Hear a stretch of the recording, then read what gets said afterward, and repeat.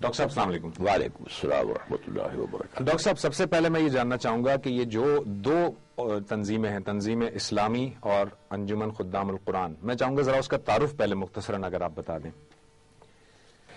اصل میں نے جب اپنی بنیاد پر ایک اسلامی تحریک کے آغاز کا فیصلہ کیا، یہ ہے 1965 کا معاملہ، اب اس سے پہلے کی تاریخ اس کے علاوہ ہو جائے گی۔ تو پیش نظر یہ تھا کہ اقامت دین جسے ہم کہتے تھے، یا آج ہم کہتے ہیں خلافت راشدہ کا نظام قائم کرنا یا اسلامی انقلاب، اس کے ضمن میں سب سے پہلی ضرورت یہ ہے کہ حقیقی ایمان دلوں میں پیدا کیا جائے۔ ہماری اسلامی تحریکیں جو ناکام ہو رہی ہیں، جس کے اندر کے خلوص اور اخلاص کی کمی نہیں ہے، اصل سبب یہ ہے کہ ہم یہ غلط فرض کر بیٹھتے ہیں کہ جب مسلمان ہیں تو ایمان تو ہے، حالانکہ اسلام اور ایمان ایک بہت مختلف چیزیں ہیں۔ اسلام ہمیں وراثتاً بھی مل جاتا ہے لیکن ایمان نہیں ملتا، اور اس وقت کا سب سے بڑا پرابلم جو ہے امت مسلمہ کا، وہ یہ ہے کہ اس کے پاس وہ ایمان، یقین والا ایمان، دل والا ایمان، تصدیق بالقلب والا ایمان موجود نہیں رہا ہے۔ تو میں نے جو کام شروع کیا وہ تھا حلقہ ہائے مطالعہ قرآن کا، میں نے آغاز کیا لاہور میں۔ یہ میچور ہوا ہے 1972 میں، جب میرا ایک حلقہ پیدا ہو گیا، آرگنائزڈ ہو گیا، آرگنائز ہوا۔ اس حلقے کو پھر میں نے آرگنائز کیا ہے مرکزی انجمن خدام القرآن لاہور۔ دعوتی کام تو یہ ہو گیا، پھر تنظیم کی ضرورت کیوں پڑی؟ تنظیم 3 اسلامی سال کے بعد پھر اب ظاہر بات ہے کہ اقامت دین کی جد و جہد کے لیے ایک جماعت ضروری ہے۔ یہ تو ایک ایسوسیشن تھی نا، اس میں تو صرف یہ کہ اس کو آپ جماعت نہیں کہتے۔ وہ جماعت جو ہے، چونکہ میرا ماضی تھا جماعت اسلامی کا، جس کا اس وقت ذکر نہیں کر رہا ہوں، وہ جماعت جو ہے پھر میں نے قائم کی ہے تنظیم اسلامی، یہ 1975 میں۔ ٹھیک، یہ ہے کہ ایک انقلابی جماعت، تاکہ وہ انقلابی جدوجہد کے لیے افراد مہیا کر سکیں۔ ٹھیک، اچھا، یہ جو اقامت دین ڈاکٹر صاحب آپ نے ذکر کیا، اقامت دین کی جدوجہد، اس اقامت دین کو ذرا واضح کریں گے آپ؟ یہ قرآن مجید میں سورہ شورى کی لفظ ہے، اس میں یہ لفظ آیا ہے آیت کے اندر، شرع لکم من الدین ما وصى به نوحا والذی اوحینا الیک وما وصینا به ابراہیم وموسیٰ وعیسیٰ ان اقیموا الدین ولا تتفرقوا فیہ۔ اے مسلمانوں، تمہارے لیے بھی ہم نے دین میں وہی شے معین کی ہے جس کی کہ ہم نے وصیت کی تھی نوح کو، اور جس کی وحی کی ہم نے اے محمد آپ کی جانب صلی اللہ علیہ وسلم، اور جس کی وصیت کی تھی ابراہیم کو اور موسیٰ کو اور عیسیٰ کو کہ قائم کرو اس دین کو۔ تو دین کو قائم کرنا، کیونکہ اسلام جو ہے وہ صرف مذہب نہیں ہے، جو آج جدید سینس کے اندر مذہب جو ہے وہ ایک پرائیویٹ معاملہ ہے انسان کا، اس میں صرف عقائد، کچھ جو ہے ریچولز، کچھ عبادات، موڈز آف ورشپ، کچھ جو ہے کریڈ ہے، بس اللہ اللہ خیر صلی اللہ، اس کے علاوہ کچھ نہیں ہے۔ اسلام دین ہے، مذہب کا لفظ تو قرآن مجید میں آیا ہی نہیں ہے، حدیث میں جہاں تک میں جانتا ہوں لفظ مذہب نہیں آیا ہے۔ دین کہتے ہیں نظام کو۔ نبی صلی اللہ علیہ وسلم نے یعنی کہ دعوت، ان کا ٹارگٹ یا ان کا مشن دعوت پھیلانا تھا، اور اس کے نتیجے میں ریاست قائم ہو گئی، یا ان کا مقصد ہی اصل میں ریاست کو قائم کرنا تھا تاکہ اسلامی نظام برقرار ہو سکے؟ مقصد میں شامل تھا کہ چاہے لفظ ریاست کہیں استعمال نہیں ہوا۔ آپ کے لیے 3 آیتیں بڑی اہم ہیں۔ یا ایھا المدثر، اے لحاف میں لپٹ کر لیٹنے والے، قم، کھڑے ہو جاؤ، اب اپنی جد و جہد کا آغاز کرو۔ وہ کیا ہے؟ فانذر، آغاز کرو انذار سے، خبردار کرو لوگوں کو کہ زندگی صرف یہ زندگی نہیں ہے، اصل زندگی آخرت کی ہے، اور اس کے لیے قیامت کا دن آنے والا ہے جبکہ تمہارا محاسبہ ہوگا اور پھر جزا و سزا کے فیصلے ہوں گے۔ یہاں سے دعوت شروع ہوتی ہے محمد کی صلی اللہ علیہ وسلم اور تمام انبیاء کی، لیکن اس کا مقصود کیا ہے؟ وَرَبَّكَ فَكَبِّرْ، اپنے رب کی کبریائی کا اعلان کرو، اپنے رب کی کبریائی قائم کرو۔ جماعت اسلامی کے ساتھ آپ کی لمبی وابستگی رہی، آپ اس کے شروع کے ممبرز میں سے تھے، کیا چھوڑنے کی وجہ بنی؟ دیکھیے، میں شروع کے ممبرز میں سے ہرگز نہیں تھا۔ جماعت اسلامی قائم ہوئی ہے 1941 میں، اور میں جماعت میں ایک ہمدرد کی حیثیت سے شامل ہوا ہوں 1947 میں، پاکستان بننے کے بعد۔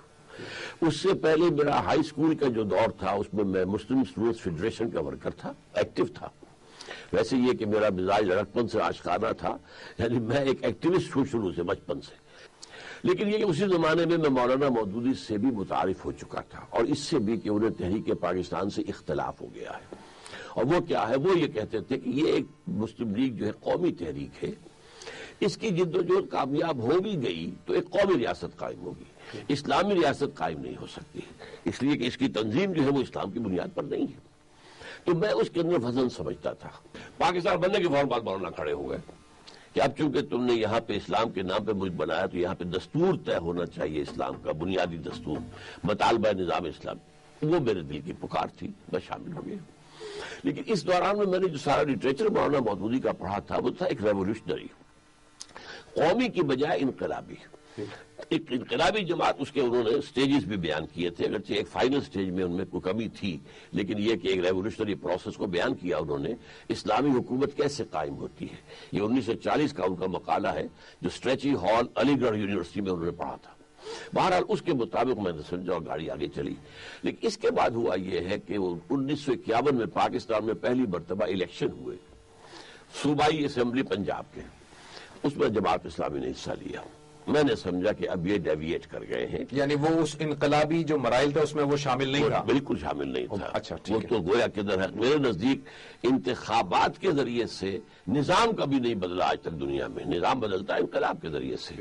تو میری بنیاد یہ تھی کہ جماعت تھی، اب یہ تین الفاظ نوٹ کر لیجئے، جماعت اصلاً تھی اصولی اسلامی انقلابی جماعت، اب یہ بن گئی ہے اسلام پسند قومی سیاسی جماعت۔ تو آپ نے پھر اس کے بعد تنظیم اسلامی اس کے بعد after 10 years وہاں کافی عرصے بعد اس کے بعد اصل میں اولاً پہلا مرحلہ یہ آیا کہ اس وقت اسی موضوع پر، اسی نقطہ نظر سے بہت بڑے بڑے لوگ جماعت سے علیحدہ ہوئے تھے۔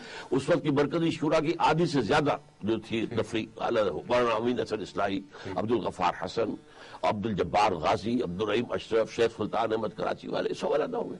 تو میں امید، اور میری عمر 24 برس تھی، 25 برس۔ وہ جو مقالہ میں نے لکھا تھا وہ 24 برس کی عمر میں لکھا ہے، وہ جو اب 250 صفحے کی کتاب کی شکل میں موجود ہے۔ بہرحال تو میں انتظار میں رہا کہ یہ حضرات کوشش کریں گے، کوششیں ہوئی بھی لیکن ناکام رہی۔ ڈاکٹر صاحب یہ بتائیے کہ آپ نے جب تنظیم اسلامی بنائی، آپ نے اپنے لٹریچر میں، اپنے مختلف تقریروں میں بھی خلافت علی منہاج النبوہ کا کانسیپٹ دیا ہے، اس کے مراحل بیان کیے ہیں۔ میں ذرا چاہوں گا اگر مختصراً ان پہ بات کر لیں تاکہ ہم بات کو آگے بڑھائیں۔ یعنی ایک تو ہے کہ خلافت علی منہاج النبوہ کیا ہے، ایک یہ ہے کہ وہ قائم کیسے ہو سکتی ہے، ان میں سے کون سے ایشو پر آپ چاہتے ہیں کہ کیسے قائم ہوگی؟ کیسے قائم وہ میں نے اصل میں سیرت النبی صلی اللہ علیہ وسلم سے جو اخذ کیا ہے اس کا پروسیس، اور وہ میری ایک ضخیم کتاب ہے منہج انقلاب نبوی، کیونکہ میرے نزدیک یہ انقلاب کے ذریعے سے قائم ہو سکتی ہے، کسی اور صرف ریفرمیشن کے ذریعے سے، محض تبلیغ کے ذریعے سے، محض وعظ و نصیحت کے ذریعے سے، محض درس و تدریس نہیں ہو، نہ کسی لیکچر۔ انقلاب کا مطلب پھر خونی انقلاب ہوا؟ وہ خون بھی اس میں دینا پڑتا ہے لازماً، اس کے بغیر کبھی انقلاب دنیا میں نہیں آیا۔ کوئی نظام اپنی جگہ چھوڑنے کو یعنی صرف دعوت سے نہیں ہوگا، خونی انقلاب ضروری ہے۔ خونی کا لفظ آپ اس میں لازمی شامل نہ کریں، میں بعد میں اس کی وضاحت کر دوں گا۔ ٹھیک ہے۔ اصل میں نے اس سے اخذ کیے ہیں 6 steps of a revolutionary process. اس میں ذرا اسلام کو علیحدہ رکھ دیجیے، میں ابھی اسے بالکل اسلام سے علیحدہ کر کے ایک اپنی جگہ پر ایک نظریے کے طور پر پیش کر رہا ہوں۔ ہر انقلاب کے لیے پہلے ضروری ہے کوئی انقلابی آئیڈیالوجی، نظریہ ہو گیا، some revolutionary ideology which should cut at the roots of the existing politico-socio-economic system. یہ لازم ہے، وہاں سے نہیں آتا انقلاب جب تک کہ جو نظام ہے اس کی جڑوں پر وہ ہتھوڑا بند کرنا پڑے، ریشہ بند کرنا پڑے، نمبر 1۔ نمبر 2، جو لوگ اس کو فیس ویلیو پر قبول کریں، organize them into a party۔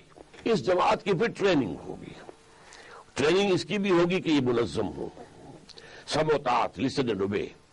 پھر یہ کہ ان کے اندر انقلاب کے لیے قربانی دینے کا جذبہ پیدا کیا جائے، تن من دھن اس کے لیے قربان کرنے کو تیار ہوں۔ انقلاب کا بیسک نظریہ ان کے رگ و پے میں اتار دیا جائے، ان کے دماغ کے ایک سیل کے اندر اتار دیا جائے، یہ ٹریننگ ہے۔ اس میں خالص اسلامی انقلاب کے لیے خصوصی طور پر تزکیہ نفس بہت ضروری ہے، عام دنیاوی انقلاب ہو اس میں اس کی ضرورت نہیں ہے۔ چوتھی چیز کیا ہوگی، یہ دعوت پیش کرتے ہوئے جب مخالفت ہوگی، استہزاء ہوگا، تمسخر ہوگا، مذاق اڑایا جائے گا، ٹارچر ہوگا، پرسیکیوشن ہوگا، ٹیک آل پرسیکیوشن وداؤٹ اینی ریٹیلیشن۔ اچھا، صبر محض۔ ان 4 پروسیسز کے ذریعے سے جب یہ اس حد تک پہنچ جائے کہ ہم سمجھے کہ اب ہمارا بیس اتنا ہے اور اتنا اس کی تربیت یافتہ بھی ہے، ان کی کمٹمنٹ کی ڈیپتھ بھی ہے، وہ سب کچھ ہے، سم و اطاعت کا نظام بھی ہے، اور ہم اس قابل ہیں کہ نظام کو چیلنج کر سکیں، تو میدان میں آ کر چیلنج کیا جائے۔ یہ تصادم ہے، یہ جو ہے اس کی تحریک جو ہے اس کے اندر جان دینی پڑے گی. Ready to lay down your lives, لیکن جان لینی کسی کی نہیں ہے.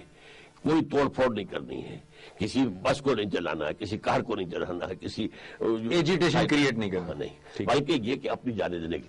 تو خون دیے بغیر تو ممکن ہی نہیں ہے. لیکن حضور کے زمانے میں خون دیا بھی لیا بھی گیا، وہاں دو طرفہ تھا معاملہ. آج یہ ہے کہ اس کی جگہ پر یہ ایک اس کا متبادل نظام دنیا میں ہے کہ جس کے ذریعے سے انقلاب لایا جا سکتا ہے. ڈاکٹر صاحب آپ نے فرمایا یہ سیرت سے ڈرائیوڈ ہے. جی، یہ سارے مراحل جو ہیں یہ سیرت میں ہم کو نظر آ جاتے ہیں. جی. آرگنائزیشن کے بھی آئیڈیا ایک شروع ہوا، آرگنائز ہوا.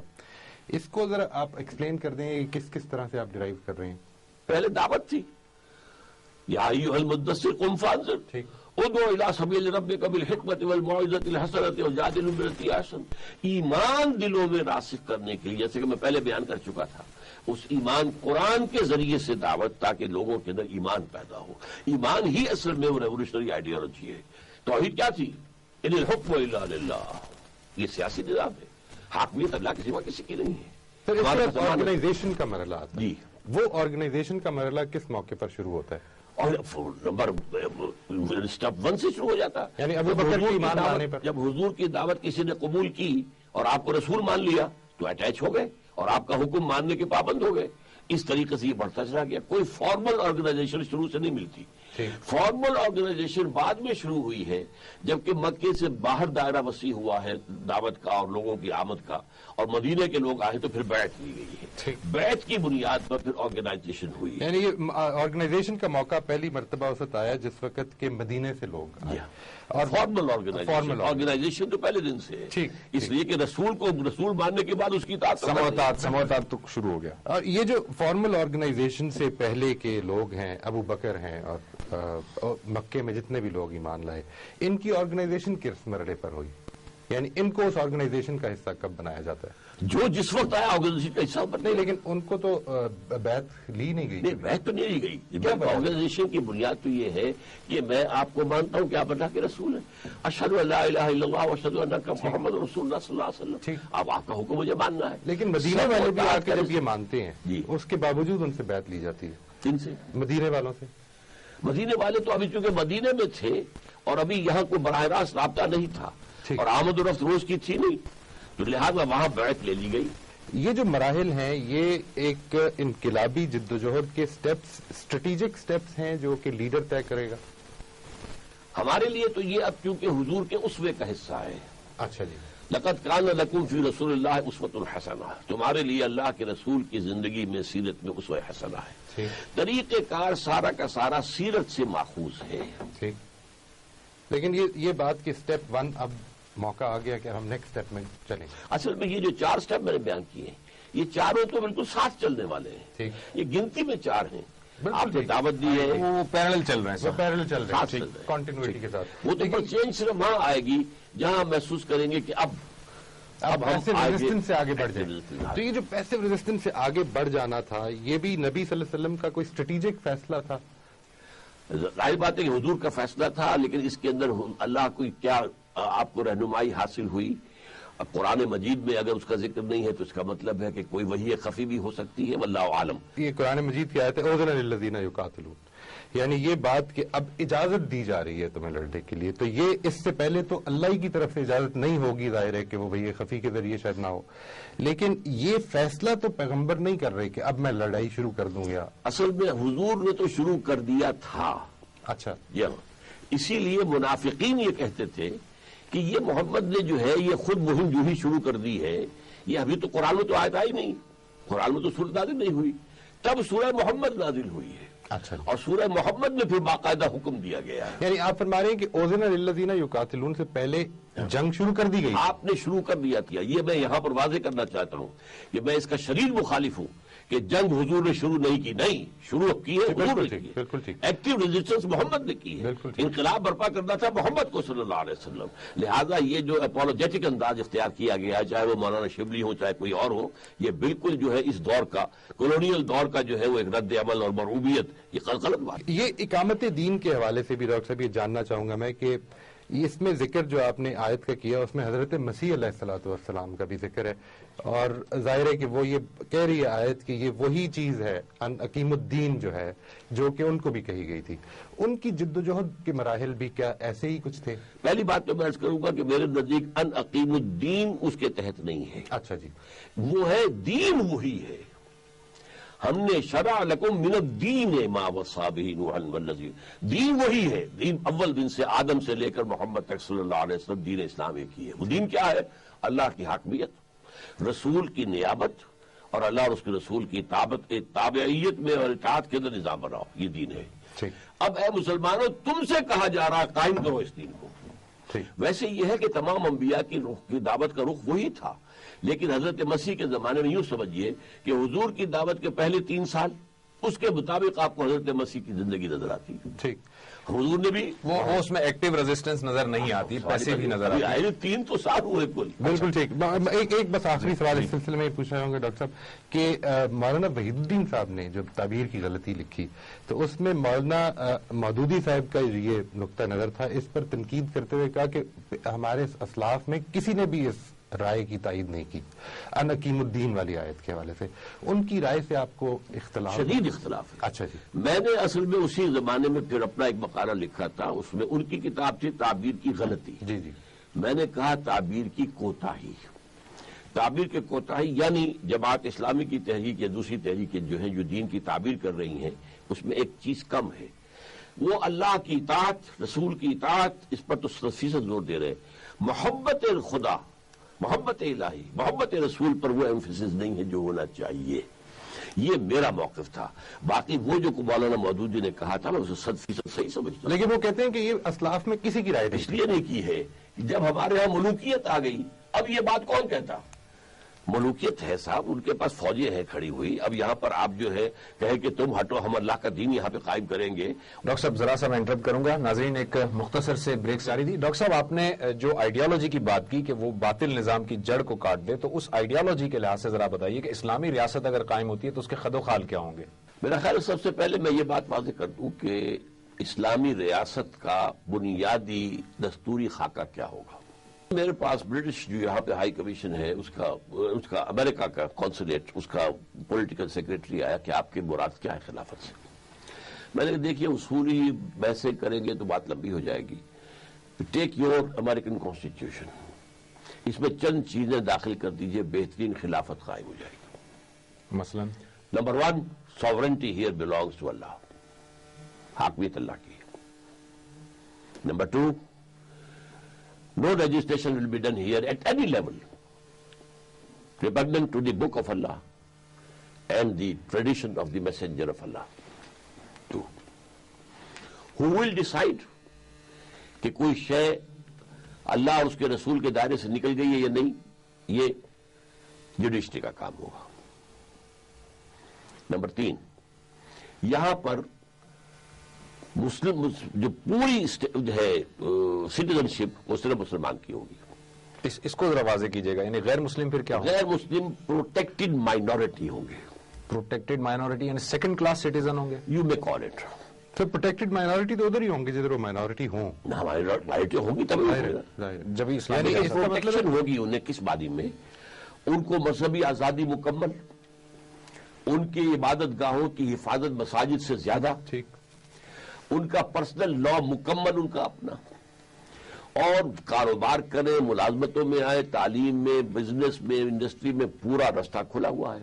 سر ایک چیز یہ بھی فرمائیے کہ اس کا مطلب یہ ہے کہ مسلمانوں کی میجورٹی اس اسٹیٹ پہ ہونی ضروری ہے تبھی تو بنے گا وہ. تبھی بنے. اس کا کیا یہ مطلب آپ فرما رہے ہیں کہ یہ جمہوری اسٹیٹ ہوگی؟ جمہوری اس معنی میں نہیں کہ جمہوری اسٹیٹ کے اندر تو sovereignty belongs to the masses, ٹھیک، اور ماسز کے نمائندے جو چاہیں قانون سازی کریں، ٹھیک. وہ تو ظاہر بات ہے ہمارے نزدیک یہ کفر ہے، انٹرپریٹیشن آف گاڈز لا، شرک ہے. ٹھیک. انٹرپریٹیشن کا معاملہ کون کرے گا؟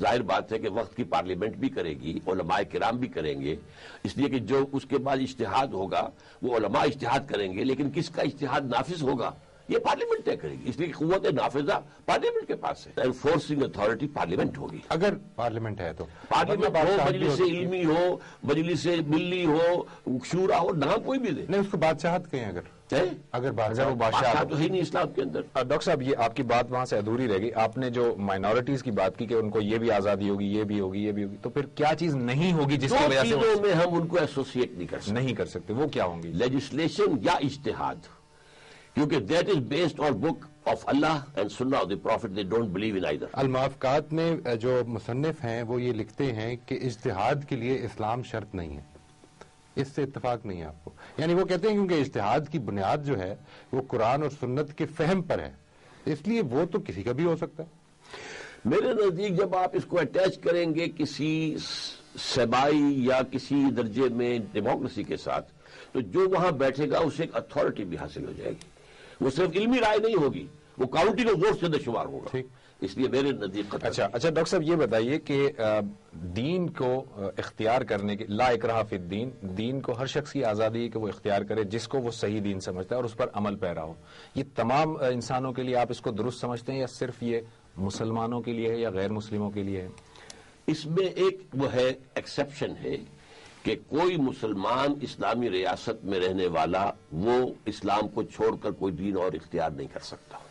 تو یہ کہ لا اکراہ فی الدین کے خلاف نہیں ہوگا؟ لا اکراہ فی الدین تو یہ ہے کہ آپ کا مسلمان ہو جانا آپ کے اختیار میں تھا، آپ اسلام لے آئے، اب آپ کی پابندی کرنی ہوگی۔ ڈاکٹر صاحب انا ہدیناہ السبیل اما شاکرا و اما کفورا، وہ تو بالکل واضح بتا رہا ہے کہ اب تم شکر کا راستہ اختیار کرو یا کفر کا راستہ اختیار کرو۔ آپ اس ایشو کو اگر دلیل بنائیں گے تو مناظرہ لمبا ہو جائے گا، میری رائے لینی ہے تو وہ یہ کہ میں اس کا قائل نہیں ہوں۔ اس کی وجہ کیا ہے کہ چونکہ اسلامی ریاست ایک آئیڈیالوجیکل ریاست ہے، اس کی بنیاد اصل میں حدود پر نہیں ہے، اس کی بنیاد جو ہے وہ نظریے پر ہے۔ اسلام میں ارتداد کی اسلامی ریاست میں اجازت نہیں ہے، اگر اتنا ہی اسے کوئی اور مذہب پسند آ گیا ہے تو اسلامی ریاست چھوڑ دیں۔ اچھا یہ فرمائیے ڈاکٹر صاحب کہ اس وقت جو حالات ہیں ان میں ایک بہت بڑا ایشو پاکستان کا یہ ہے کہ ہم کو خود کش حملے، دہشت گردی اور اس نوعیت کی چیزوں سے سابقہ پیش آ رہا ہے، اس معاملے میں آپ کی کیا رائے ہے؟ یہ اصل میں ایک ریئیکشن ہے امریکہ کی کروسیڈ کے خلاف۔ یہ کروسیڈ ہے جو شروع ہوئی ہے 2001 سے۔ ریئیکشن کے طور پر بھی شریعت میں کیا یہ جائز ہے اس طرح سے کرنا یا ناجائز ہے؟ سب سے پہلی بات تو یہ، کوئی ایکسیپشن ہم بعد میں لے لیتے ہیں، یعنی ایک یہ کہ کیا اس طرح کی تحریک کو پلان کرنا جائز ہے، نمبر دو یہ کہ کیا اس میں کوئی ایکسیپشن؟ میرا خیال ہے میری بات کو آپ آگے چلنے دیتے ہیں۔ یہ جو کچھ ہو رہا ہے اس میں دو ایلیمنٹ شامل ہیں۔ ایک ایلیمنٹ خود را خاد موساد کے ایجنٹس کا ہے، ٹھیک، اس کی پالیسی کیا ہے کہ پاکستان کے اندر بدامنی پیدا کرو اور اس درجے پیدا کر دو کہ کہا جا سکے یہاں تو خانہ جنگی شروع ہو گئی ہے، میں اندر داخل ہو کر یہاں کے معاملات کو سنبھالنا ہے۔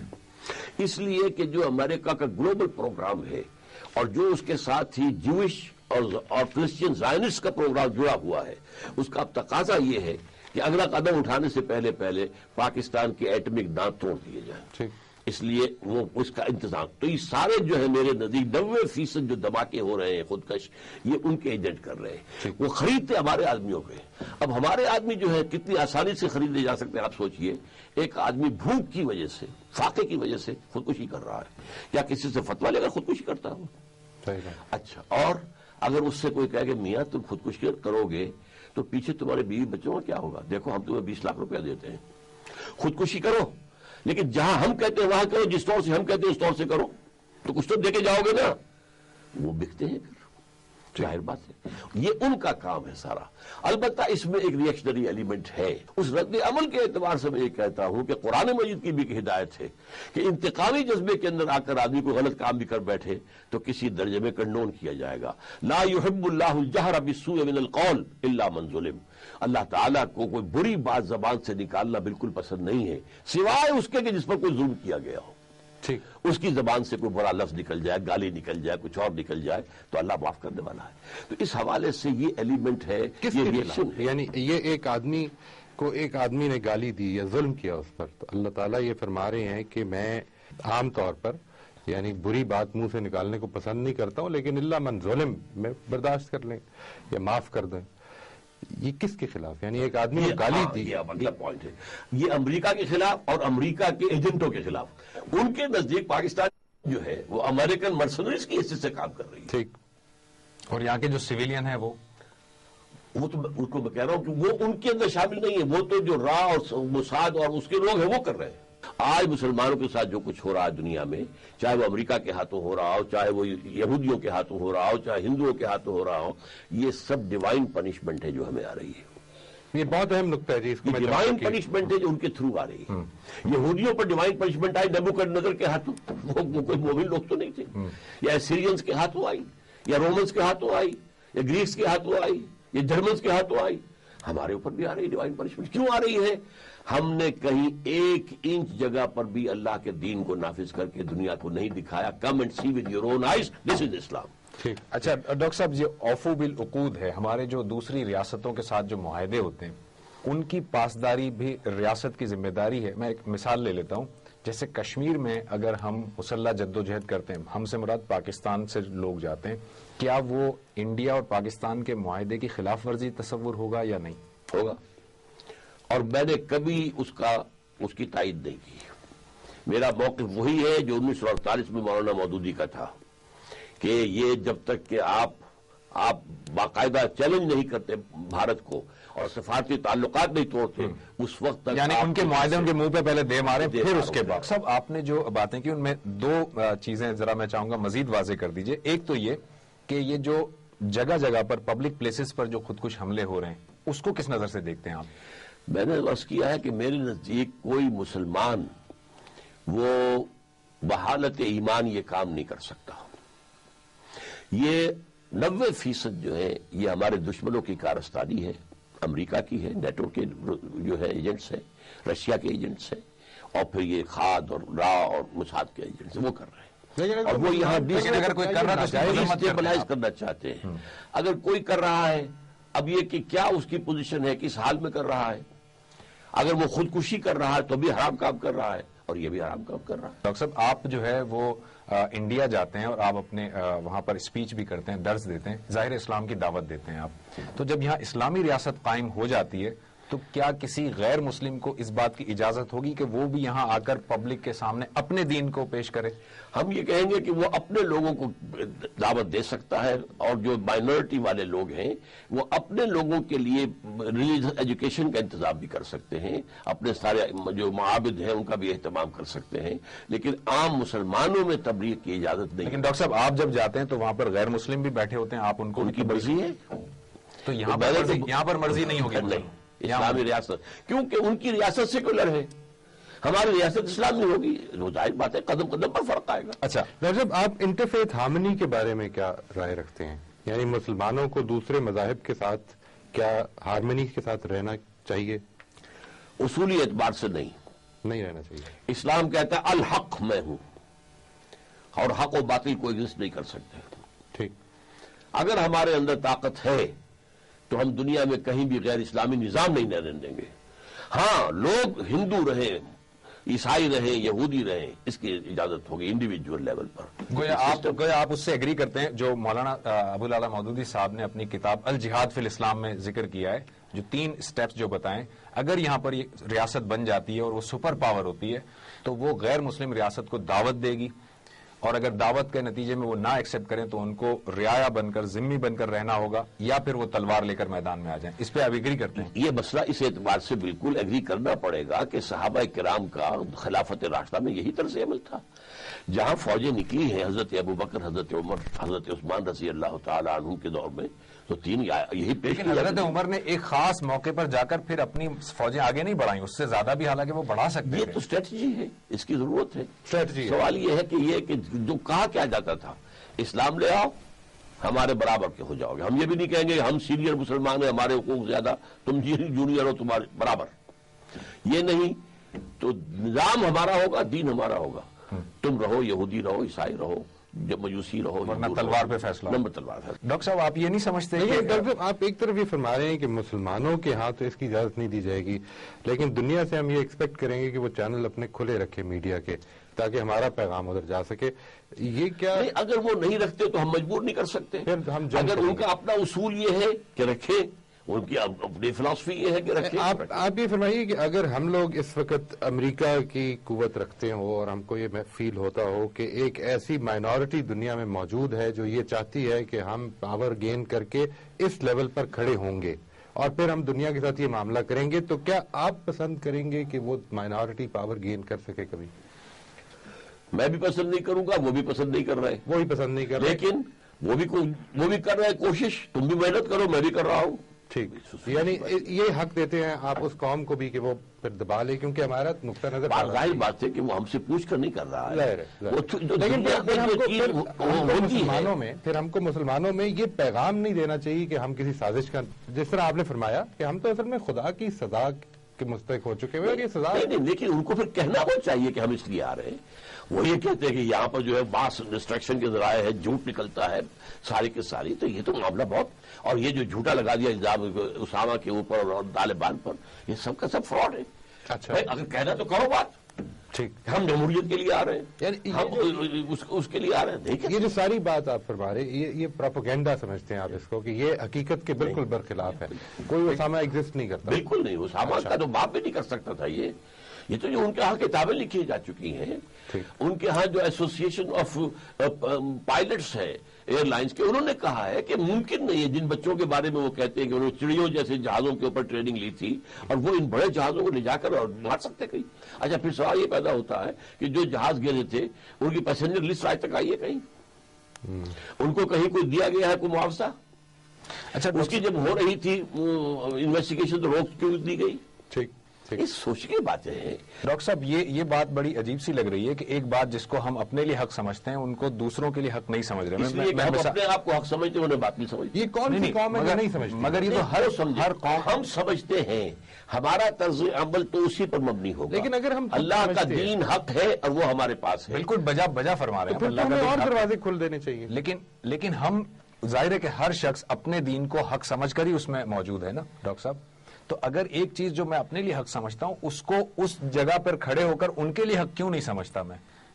سوال یہ ہے نا کہ میں اس کو حق نہیں سمجھتا کہ وہ اس اپنے غلط نظریات کو میرے ہاں آ کر پھیلائے. ٹھیک ہے، اور وہ بھی سمجھتے ہیں. لیکن یہ کہ ہمارے ہاں کے بھی اگر چینلز ہوں گے، ٹی وی چینلز ہوں گے، ہم انہیں بند تو نہیں کر دیں گے. ادھر سے وہ آئے تو ٹھیک ہے. ہمارا کام تو پوری دنیا میں اللہ کے دین کو نافذ کرنا ہے. ٹھیک، ہمارے پاس جو دین ہے اور حضور جو بھیجے گئے تھے اس کو غالب کرنے کے لیے بھیجے گئے تھے. 3 دفعہ قرآن میں یہ الفاظ آئے ہیں حضور کے لیے جو کسی اور نبی کے لیے نہیں آئے ایک دفعہ بھی. هو الذی ارسل رسولہ بالہدی ودین الحق لیظہرہ علی الدین کلہ. محمد کو تو بھیجا ہی گیا ہے اللہ کے دین کو غالب کرنے کے لیے، نمبر 1. اور 5 دفعہ یہ آیا ہے کہ ہم نے آپ کو بھیجا ہے پوری نوع انسانی کے لیے. وما ارسلناک الا کافۃ للناس بشیرا ونذیرا. تو محمد کا مشن جو پروفیٹک مشن اور محمد صلی اللہ علیہ وسلم وہ مکمل ہی اس وقت ہوگا جب پوری دنیا کے اندر اللہ کا نظام خلافت اللہ منہاج نبوت قائم ہو جائے گا اور ہوگا. قیامت سے قبل یہ ہونا اٹ از فور ٹولڈ، حضور کی فرمائی ہوئی بات ہے جس کے اندر کوئی غلطی نہیں ہو سکتی. آخر میں پیغمبر صلی اللہ علیہ وسلم کی ایک دعا نقل ہوتی ہے جس میں آپ نے فرمایا کہ نصر عبدہ اظہر دینہ. تو یہ دعا تو ایسا محسوس ہوتا ہے، یہ بتا دیں وہ صدق وعدہ ہو، اور یہ پورے الفاظ ہیں وہ آپ بہتر بتا سکتے ہیں. اس سے تو محسوس ہوتا ہے کہ وہ وعدہ پورا ہو گیا جو اللہ تعالیٰ نے لیظہرہ علی الدین کلہ ایک درجے میں پورا ہو گیا کہ جزیرہ نما عرب پر اللہ کا دین غالب ہو گیا. ٹھیک، لیکن اس کا جو چونکہ آپ کی جو بعثت ہے اس کے 2 پہلو ہیں. هو الذی بعث فی الامیین رسولا منہم یتلو علیہم آیاتہ ویزکیہم ویعلمہم الکتاب والحکمہ وان کانوا من قبل وآخرین منہم. یہ 2 حصے ہیں امت کے. ایک ہے اصل حضور کی امت وہ بنی اسماعیل ہے اور ایک ہے واقعی پوری نوع. ٹھیک ہے آخری نا، چلیے ٹھیک. ڈاکٹر صاحب بالکل لاسٹ کوشچن، آخری کے کچھ لمحات ہیں اب، کہ آپ نے کہا نا قیامت سے پہلے یہ خلافت قائم ہوگی. حضرت صوبان کی روایت بھی آپ اس میں بتاتے ہیں. تو کیا آپ نہیں سمجھتے کہ جو حضرت عمر بن عبد العزیز والی جو خلافت تھی وہ اس کی طرف اشارہ تھا نہ کہ اب آنے والی؟ نہیں، اس لیے کہ ایک اور حدیث میں جس میں حضور نے 5 دور گنوائے ہیں اس میں تو یہ ہے کہ پہلا دور میرا ہے، پھر خلافت علی منہاج النبوہ، پھر ظالمانہ ملوکیت ہے، ٹھیک ہے، پھر غلامانہ ملوکیت ہے. میرے نزدیک کلونیل دور فورٹ روڈ کیا آپ نے. ٹھیک. اس کے بعد پھر خلافت اللہ جو کہ حضرت عمر بن عبد العزیز ہے. یہ نہیں ہے نہیں نا، ابھی تو مطلب یہ کہ وہ غلامانی بادشاہ کہاں آئی تھی، یہ تو کلونیلزم آیا ہے. Right. Thank you very much doctor صاحب، بہت بہت شکریہ. آپ سے گفتگو جو ہے وہ مکمل تو نہیں ہو سکی، ظاہر ہے بہت سارے پہلو ابھی رہ گئے، لیکن وقت کی کمی ہے. ہم معذرت چاہتے ہیں. آپ کا بہت شکریہ، آپ نے وقت دیا. ناظرین، اگلے پروگرام تک کے لیے زبیر احمد کو اور معیز امجد کو اجازت دیجیے. اللہ حافظ.